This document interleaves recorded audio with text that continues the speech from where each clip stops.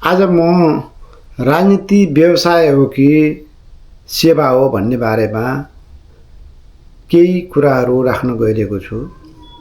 राजनीति सेवा हो कि व्यवसाय हो, यस बारेमा हामीहरूले सोच विचार गरेर केही निष्कर्ष निकाल्नुपर्ने आवश्यकता छ। अहिले राजनीति सेवा नभई व्यवसाय भएको छ।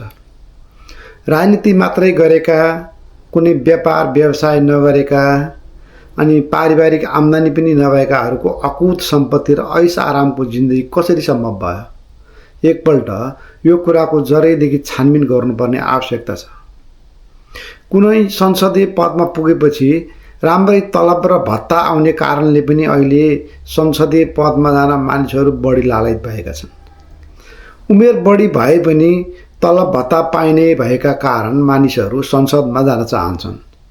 त्यसैले संसदीय पद नीति निर्माण गरेर देशलाई अगाडि लाने सेवा गर्ने पद हो कि वृद्धावस्थामा तलब खाने आराम गर्ने पद हो, यो पनि अब प्रष्ट हुनुपर्ने आवश्यकता रहेको छ। वर्तमान अवस्थामा सङ्घीय सांसदहरूले पाउने सुविधा: मासिक पारिश्रमिक 66,070 रुपियाँ, मासिक रूपमा विशेष भत्ता 1,000, सञ्चार सुविधा 3,000, धारा पानीको 2,000, आवास सुविधा 18,000, समिति र सभाको बैठक भत्ता 1,000, बैठकमा आवत जावतको लागि 1,000, संसद निर्वाचित भएर आइसकेपछि एकपटकको लागि फर्निचरका लागि एकमुष्ट 15,000, राजपत्राङ्कित तृतीय श्रेणी सरहको स्वकीय सचिव नियुक्त गर्न पाइने भनिएको छ र यो चाहिँ अधिकांश सांसदहरूले आफ्नै परिवारभित्रकै व्यक्तिलाई राखेर तलब खाने चाहिँ व्यवस्था गरेका छन् र यो चाहिँ अहिलेको यो उनीहरूले पाउने सेवा सुविधाको लिस्टहरू भयो। त्यसैले सेवा गर्न जाने मानिसहरूलाई किन तलब भत्ता चाहियो? तलब भत्ता चाहिने आम्दानी गर्ने हो भने व्यापार व्यवसाय गर्ने होइन, जागिर खाने होइन। सेवा गर्ने हो भने तलब लिने अहिलेको कानुनी व्यवस्था हटाउनु पर्दछ। संसदहरूले तलब भत्ता नलिने व्यवस्था गर्नुपर्दछ। वर्षौंसम्म पार्टीमा काम गर्दा केही नचाहिने, 5 वर्ष संसदीय पदमा जाँदा किन तलब भत्ता लिने, यो हटाउनै पर्दछ। पुरानो कानुनी पद्धति र संस्कारले हामीलाई आहत तुल्याएको हो भने राजनीति सेवा हो, व्यवसाय होइन भने सेवा खल्तीबाट पैसा हालेर गर्ने हो, पैसा लिएर सेवा हुँदैन। त्यसैले जसरी पनि राजनीतिमा लागेर संसदीय पद पाएपछि तलब भत्ताले गुजारा चल्छ भन्ने गलत मानसिकतालाई हटाउने सिस्टम बनाउन सक्ने हो भने पनि राजनीतिमा केही हदसम्म शुद्धिकरण हुन्छ र सेवा गर्न जाने मानिसहरूका बीचको प्रतिस्पर्धामा जान कुनै अप्रिय घटना पनि निर्वाचनमा बेहोर्नुपर्ने छैन। त्यसैले राजनीति नितान्त सेवा भएकोले संसदीय पदमा गएर लिने तलब भत्ता नलिने कानुनी व्यवस्था गर्ने प्रतिबद्धता सबै पार्टीबाट लिई अध्यादेश जारी गर्नु आवश्यक छ। अर्कोतर्फ सङ्घीय संसदहरूलाई काठमाडौँमा बस्न साझा आवास गृह र खानपिनको लागि राज्यको तर्फबाट सामूहिक व्यवस्था गर्न सकिने विकल्प पनि छ।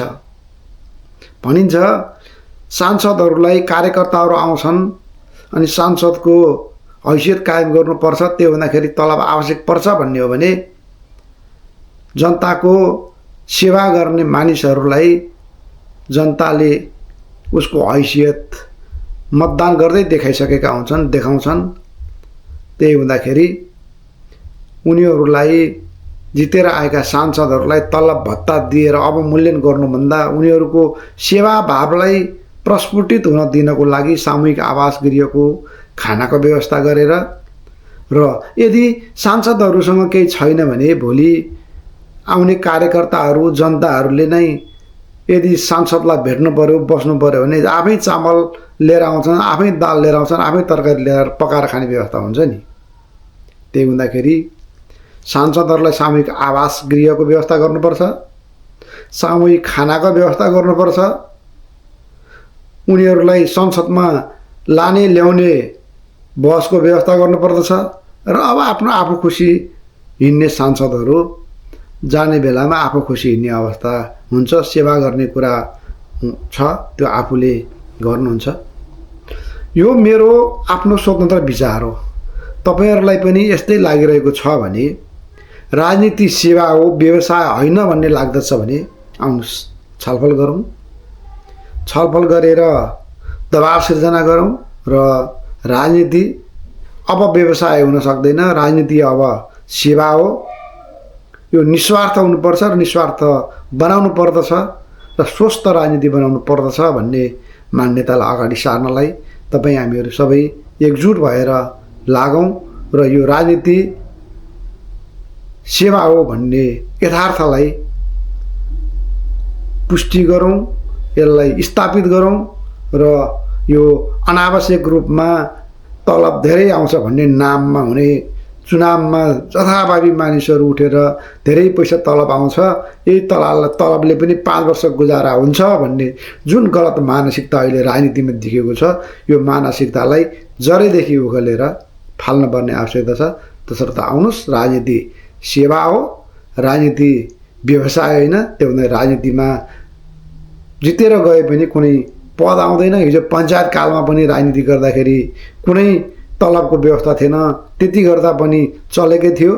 जब बहुदल आयो, गणतन्त्र आयो, तलब क्रमशः बढ्दै जाने जुन सिस्टम लागू भएको छ, अब यो राख्नु हुँदैन, लागू गर्नु हुँदैन भन्नेतर्फ तपाईँ हामीहरू एकजुट भएर लागौँ। हस्, धन्यवाद।